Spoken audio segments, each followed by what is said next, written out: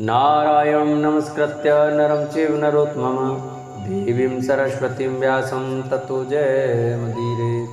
बोलो शिव महापुराण की जय। प्रिय भक्तजनों, आज आप सुने मोक्षदायक पुण्य क्षेत्रों का वर्णन। काल विशेष में विभिन्न नदियों के जल में स्नान के उत्तम फल का निर्देश तथा तीर्थों में पाप से बचे रहने की चेतावनी। इस कथा का वर्णन सुने। सभी भक्तजन हमारे चैनल को सब्सक्राइब करें, वीडियो को लाइक करें और कमेंट में ओम नमः शिवाय अवश्य लिखें। आइए भक्तों, शिव महापुराण की कथा श्रवण करते हैं। सूत जी बोले, विद्वान और बुद्धिमान महर्षियों, मोक्षदायक शिव क्षेत्रों का वर्णन सुनो। तत्पश्चात मैं लोक रक्षा के लिए शिव संबंधी आगमों का वर्णन करूंगा। पर्वत, वन और काननों सहित इस पृथ्वी का विस्तार 50 करोड़ योजन है। भगवान शिव की आज्ञा से पृथ्वी संपूर्ण जगत को धारण करके स्थित है।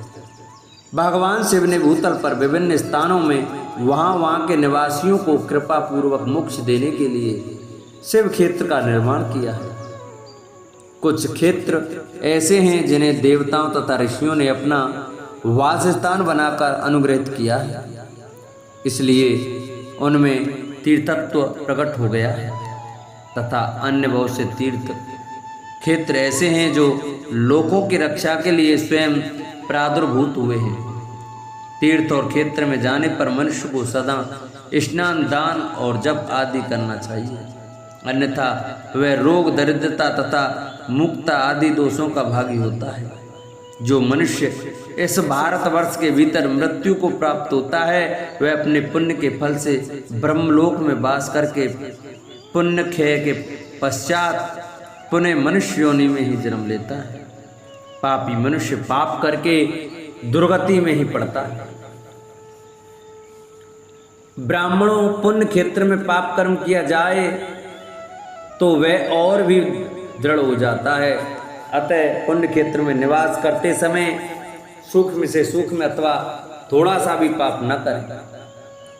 सिंधु और सतुद्र, सतलज नदी के तट पर बहुत से पुण्य क्षेत्र हैं। सरस्वती नदी परम पवित्र और 60 मुख वाली कही गई है, अर्थात उसकी 60 धाराएं हैं। विद्वान पुरुष सरस्वती के उन धाराओं के तट पर निवास करें तो वह क्रम से ब्रह्म पद को पा लेता है। हिमालय पर्वत से निकली हुई पुण्य सलिला गंगा 100 मुख वाली नदी है। उसके तट पर काशी, प्रयाग आदि अनेक पुण्य क्षेत्र हैं। वहाँ मकर राशि के सूर्य होने पर गंगा की तट भूमि पहले से ही अधिक प्रशस्त एवं पुण्यदायक हो जाती है। सोनभद्र नदी की 10 धाराएं हैं। वे बृहस्पति के मकर राशि में आने पर अत्यंत पवित्र तथा अभिष्ट फल देने वाला हो जाता है। उस समय वहाँ स्नान और उपवास करने से विनायक पद की प्राप्ति होती है। पुण्य सलिला महानदी नर्मदा के 24 मुख्य स्रोत हैं। उनमें स्नान तथा उसके तट पर निवास करने से मनुष्य को वैष्णव पद की प्राप्ति होती है। तमसा के 12 तथा रेवा के 10 मुख हैं। परम पुण्यमयी गोदावरी के 21 मुख बताए गए हैं। वह ब्रह्म हत्या तथा गौवध के पाप का भी नाश करने वाली एवं रुद्रलोक देने वाली है। कृष्णवेणी नदी का जल बड़ा पवित्र है। वह नदी समस्त पापों का नाश करने वाली है। उसके 18 मुख बताए गए हैं तथा वह विष्णु लोक प्रदान करने वाली है। तुंगभद्रा के 10 मुख हैं। वह ब्रह्मलोक देने वाली है। पुण्य सलिला स्वर्णमुखरी के 9 मुख कहे गए हैं। ब्रह्मलोक से लौटे हुए जीव उसी के तट पर जन्म लेते हैं। सरस्वती नदी, पंपा सरोवर, कन्याकुमारी, अंतरीप तथा शुभकारक श्वेत नदी, ये सभी पुण्य क्षेत्र हैं। इनके तट पर निवास करने से इंद्रलोक की प्राप्ति होती है। सह पर्वत से निकली हुई महानदी कावेरी परम पुण्यमयी है। उसके 27 मुख बताए गए हैं। वह संपूर्ण अविष्ट वस्तुओं को देने वाली है। उसके तट पर स्वर्गलोक की प्राप्ति कराने वाले तथा ब्रह्म और विष्णु पद का देने वाले हैं।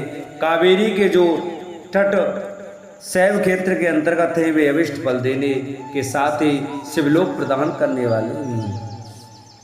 नेमसारण्य तथा बद्रिकाश्रम में सूर्य और बृहस्पति के मेष राशि में आने पर यदि स्नान करें तो उस समय वहाँ किए हुए स्नान पूजन आदि को ब्रह्मलोक की प्राप्ति कराने वाला जानना चाहिए। सिंह और कर्क राशि में सूर्य की संक्रांति होने पर सिंधु नदी में किया हुआ स्नान तथा केदार तीर्थ के जल का पान एवं स्नान ज्ञानदायक माना गया है। जब बृहस्पति सिंह राशि में स्थित हो उस समय सिंह की संक्रांति से युक्त भाद्रपद मास में यदि गोदावरी के जल में स्नान किया जाए तो वह शिवलोक की प्राप्ति कराने वाला होता है। ऐसा पूर्व काल में स्वयं भगवान शिव ने कहा था। जब सूर्य और बृहस्पति कन्या राशि में स्थित हों तब यमुना और सोनभद्र में स्नान करें। वह स्नान धर्मराज तथा गणेश जी के लोक में महान भोग प्रदान कराने वाला होता है। यह महर्षियों की मान्यता है। जब सूर्य और बृहस्पति तुला राशि में स्थित हों उस समय कावेरी नदी में स्नान करें।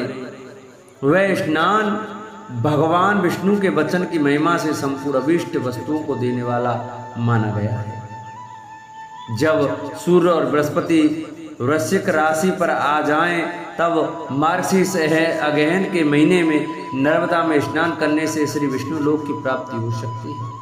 सूर्य और बृहस्पति के धन राशि में स्थित होने पर स्वर्णमुखी नदी में किया हुआ स्नान शिवलोक प्रदान कराने वाला होता है। जैसा कि ब्रह्मा जी का वचन है, जब सूर्य और बृहस्पति मकर राशि में स्थित हों उस समय माघ मास में गंगा जी के जल में स्नान करना चाहिए। ब्रह्मा जी का कथन है कि वह स्नान शिवलोक की प्राप्ति कराने वाला होता है। शिवलोक के पश्चात ब्रह्मा और विष्णु के स्थानों में सुख भोगने पर अंत में मनुष्य को ज्ञान की प्राप्ति हो जाती है। माघ मास में तथा सूर्य की कुंभ राशि में स्थित होने पर फाल्गुन मास में गंगा जी के तट पर किया हुआ श्राद्ध पिंडदान अथवा तिलोक दान पिता और नाना दोनों कुलों के पितरों की अनेक पीढ़ियों का उद्धार करने वाला माना गया है। सूर्य और बृहस्पति जब मीन राशि में स्थित हों तब कृष्णवेणी नदी में किए गए स्नान की ऋषियों ने प्रशंसा की है।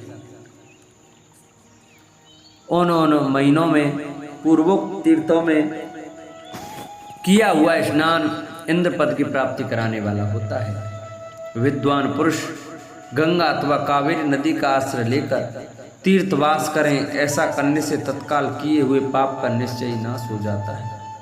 रुद्रलोक प्रदान करने वाले बहुत से क्षेत्र हैं। ताम्रपाणी और वेगवती ये दोनों नदियां ब्रह्मलोक की प्राप्ति रूप फल देने वाली हैं। इन दोनों के तट पर कितने ही स्वर्गदायक क्षेत्र हैं। इन दोनों के मध्य में बहुत से पुण्य प्रद क्षेत्र हैं। वहाँ निवास करने वाला विद्वान पुरुष वैसे फल का भागी होता है। सदाचार उत्तम वृत्ति तथा सद्भावना के साथ मन में दया भाव रखते हुए विद्वान पुरुष को तीर्थ में निवास करना चाहिए, अन्यथा उसका फल नहीं मिलता। पुण्य क्षेत्र में किया हुआ थोड़ा सा पुण्य भी अनेक प्रकार से वृद्धि को प्राप्त होता है तथा वहाँ किया हुआ छोटा सा पाप भी मान हो जाता है।